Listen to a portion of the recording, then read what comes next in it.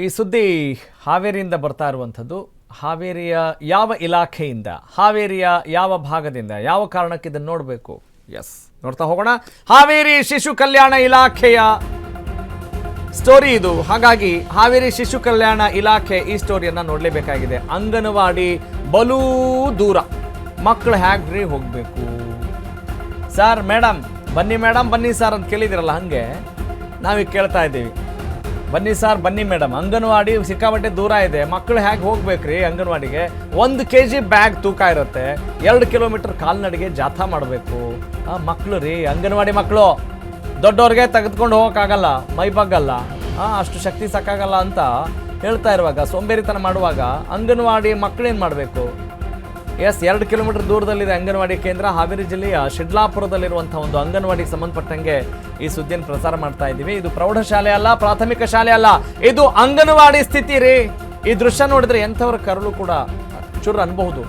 ಎಷ್ಟು ದೂರ ಅಂಗನವಾಡಿ ನಿರ್ಮಿಸುವಂಥ ಅವಶ್ಯಕತೆ ಇತ್ತ? ಇಷ್ಟು ದೂರ ಅಲ್ಲ, ಯಾವ ಕಾರಣಕ್ಕಾಗಿ ಮಾಡ್ತೀವಿ, ಏನು ಕತೆ ಅನ್ನೋ ಒಂದು ಪ್ರಜ್ಞೆ ಬೇಡವಾ? ಶಿಶು ಕಲ್ಯಾಣ ಇಲಾಖೆಯ ಬೇಜವಾಬ್ದಾರಿ ಅಲ್ಲದೆ ಮತ್ತಿನ್ನೇನು ಅನ್ನೋದು ಗ್ರಾಮಸ್ಥರ ಒಂದು ಅಳಲಾಗಿದೆ, ನೋವಾಗಿದೆ. ಹೀಗಾಗಿ ಅವರು ಕೂಡ ಹಿಡಿ ಶಾಪ ಹಾಕ್ತಾ ಇದ್ದಾರೆ, ಕಿಡಿ ಕೆಂಡ ಕಾರ್ತಾ ಇದ್ದಾರೆ.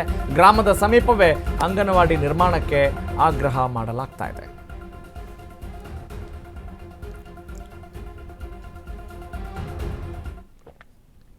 ನೋಡಿ, ಅಲ್ಲಿ ಮಕ್ಕಳು, ಚಿಕ್ಕ ಮಕ್ಕಳು ರೀ. ನೀವು ಶಿಕ್ಷಣ ಇಲಾಖೆಯವ್ರಿಗೆ ಏನಾದರೂ ತುಂಬ ವಾಕಿಂಗ್ ಎಕ್ಸ್ಪೀರಿಯನ್ಸ್ ಆಗಬೇಕು ಅಂತಿದ್ರೆ ನೀವು ಮಾಡ್ಕೊಳ್ಳಿ, ಮಕ್ಕಳಿಗೆಲ್ಲ ಹೇಳಬೇಡಿ ಅನ್ನೋದು ಆ ಸುದ್ದಿಯ ಸಾರಾಂಶ.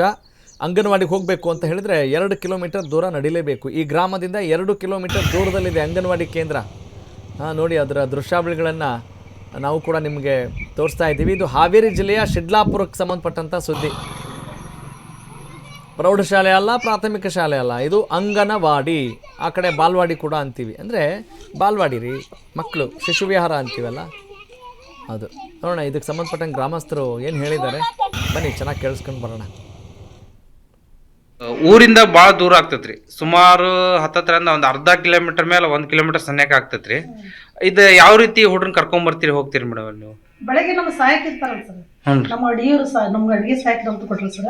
ಅವ್ರು ಬೆಳಗ್ಗೆ ಲೋಕಲ್ ಸರ್ ಅವ್ರದ್ದು, ಅವ್ರು ಬೆಳಗ್ಗೆ 8-8:30 ಸರ್ ಬಿಟ್ಟಿರ್ತಾರೆ ಸರ್ ಮನಿ. ಪೂರ್ತಿ ಗ್ರಾಮ ಕೆಳಗ್ರಿ ಸರ್ ಪ್ಲಾಟ್. ಹೋಗಿ ಪೂರ್ತಿ ಮಕ್ಕಳು ಕರ್ಕೊಂಡು 9:30 ನಮ್ಗೆ ಮಕ್ಕಳು ಬರ್ತಾರೆ ಸರ್. 9:40 ನಮ್ಗೆ ಬೆಳಗ್ಗೆ ಉಪಹಾರ ತಂದು ಮುಟ್ಟು ಸರ್. ಅದ್ರ ಮಕ್ಕಳಿಗೆ ಸ್ವಲ್ಪ ದೂರ ಅನಿಸ್ತೇನ್ರಿ ನಿಮ್ ಪ್ರಕಾರ? ದೂರ ಅನಿಸ್ತೈತಿ ಸರ್. ಈಗಾಗ್ಲೇ 11 ವರ್ಷ ಆಯ್ತು ಸರ್ ನಾವು ಕೇಂದ್ರ ಸಾಕತ್ತೆ. ಈಗ ಅವಾಗ ದೂರ ಸ್ವಲ್ಪ ಭಯ ಕಾಡ್ಗಿಡ ಇದ್ದಂಗಿತ್ತು ಸರ್. ಇವಾಗೆಲ್ಲ ಪಂಚಾಯತಿಗೆ ಸರ್ ಎಲ್ಲ ಅವ್ನ ಕಟಾವ್ ಮಾಡಿಸಿ ಎಲ್ಲ. ಅಲ್ಲ, ಇದಕ್ಕಿಂತ ಮುಂಚೆ ಅಂಗನವಾಡಿಗಿಂತ ಮುಂಚೆ ಅಲ್ಲೇ ಹತ್ರ ಮಾಡ್ರಿ ಅಂತ ಏನಾರ ರಿಕ್ವೆಸ್ಟ್ ಮಾಡಿದ್ರಿ? ಜಾಗ ಕೊಡ್ರಿ ಅಂತ ಒಂದು 4-5-6 ವರ್ಷ ಸರ್ ಸಿಡಿಪ್ ಆಫೀಸ್ ಇದು ಮಾಡ್ಕೊಂಡು ಕೊಟ್ಟಿದ್ರು ಉತ್ತಾರ ಸರ್. ನಾವು ಬೇಡ ಊರ್ ಹೊರಗಂತ ಜನ ಇಲ್ಲ, ಅಲ್ಲೇ ಸ್ಕೂಲ್ 2 ಎಕರೆ ನಾವು ಶಾಂಕ್ಷನ್ ಆಗೈತಿ. ಇವಾಗ ಎಲ್ಲಾನು ನಾವು ಸ್ಕೂಲ್ ಹತ್ರನ ಕೊಟ್ಟಿವಲ್ಲ, ಅದನ್ನೆಲ್ಲ ಈಗ ಸರಿಪಡಿಸ್ತಾರ ಅಂದ್ರೆ ಈ ಸ್ಕೂಲ್ ಆತ್ ಸರ್. ಈಗ 2 ಎಕರೆ ಶಾಂಕ್ಷನ್ ಮಾಡ ಸರ್ ಅಂಗನವಾಡಿ ಮತ್ತು ಫ್ಯಾಮಿಲಿ ಸ್ಕೂಲ್ಗೆ. ಇವಾಗ ಈಗ ಬರೋದಾಗ ಚೆನ್ನಾಗಿ ಮಾಡ್ತಾರ ಸರ್. ಈಗ ಇದು ಮಾಡ್ತಾರೆ, ಅದ್ರ ಸ್ವಲ್ಪ ಮಕ್ಕಳಿಗೆ ಸ್ವಲ್ಪ ದೂರ ಆಗ್ತದ್ರಿ. ಸಣ್ಣ ಮಕ್ಕಳಲ್ರಿ, ಸಣ್ಣ ಮಕ್ಕಳು sir.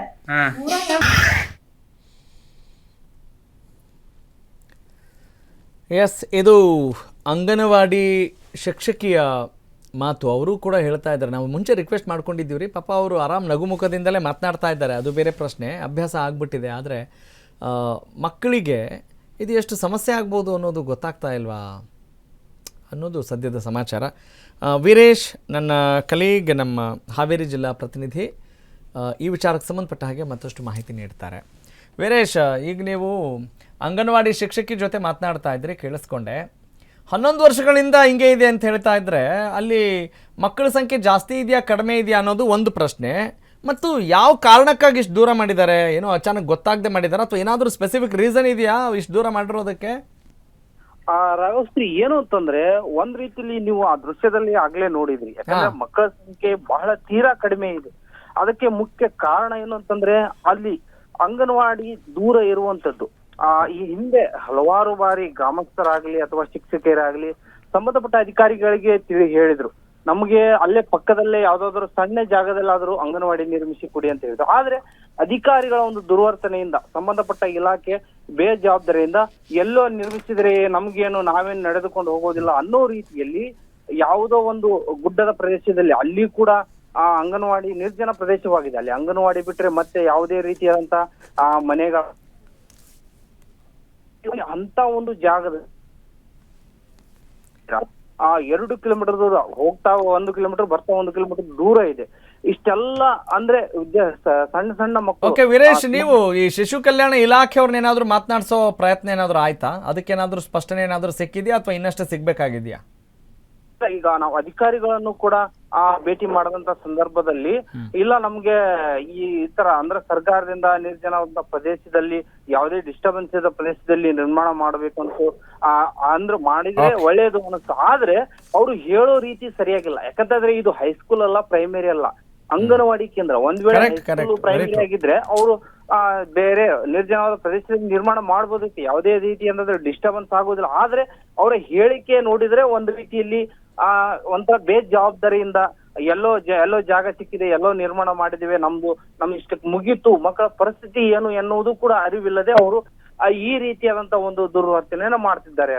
Got it, thank you Veeresh, ಧನ್ಯವಾದ ತಮ್ಮೆಲ್ಲ ಮಾಹಿತಿಗಾಗಿ. ಅಟ್ಲೀಸ್ಟ್ ಆ ಒಂದು ಅವೇರ್ನೆಸ್ ಕ್ರಿಯೇಟ್ ಮಾಡುವಂಥ ಒಂದು ಜವಾಬ್ದಾರಿ ನಮ್ಮದು. ಹಾಗಾಗಿ ಆ ಸುದ್ದಿಯನ್ನು ನಾವು ಪ್ರಸಾರ ಮಾಡಿದ್ದೀವಿ. ಇನ್ನಾದರೂ ಶಿಶು ಕಲ್ಯಾಣ ಇಲಾಖೆಯವರು ಎಚ್ಚೆತ್ತುಕೊಳ್ಳಬೇಕು. ಬರೀ ಇದು ಶಿಶು ಕಲ್ಯಾಣ ಇಲಾಖೆ ಮಾತ್ರ ಅಂತಲ್ಲ, ಯಾವುದೇ ವಿಚಾರ ಆಗಿರ್ಬೋದು ರೀ, ಯಾವುದೇ ಇಲಾಖೆ ಆಗಿರ್ಬೋದು, ಯಾವ ಕಾರಣಕ್ಕಾಗಿ ಏನು ಮಾಡ್ತಾ ಇದ್ದೀವಿ ಅಲ್ವಾ, ಅದ್ರ ಬಗ್ಗೆ ಒಂದಿಷ್ಟು ಸ್ಪಷ್ಟತೆಯಿಂದ ನೀವು ಕೆಲಸ ಮಾಡಲಿ ಅನ್ನೋದು ನಮ್ಮ ಆಶಯ ಅಂತ ಹೇಳ್ತಾ